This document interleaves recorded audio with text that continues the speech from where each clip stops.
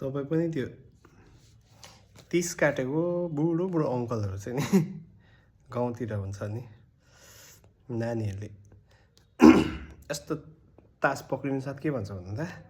जादु देखाइदिनु नि भन्छ नि तपाईँहरूको लागि ल स्पेसली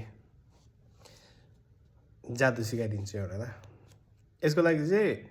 5 to 8 कार्ड लाग्छ कि हामी चाहिँ 7वटा टिप्छौँ ल 1 2 3 4 5 6 7 सिम्पल ट्रिक छ तर दामी छ है यसको चाहिँ के गर्नु भन्दा कि सामनेवालालाई चाहिँ यसरी कार्ड देखाइदिनु हैन तर तपाईले चाहिँ हेर्दैन तर म हेरिरहेको छु त्यति हैन यो चाहिँ अब लास्टमा हुन्छ सामनेवालाले देख्छ लास्ट कार्ड छ उसको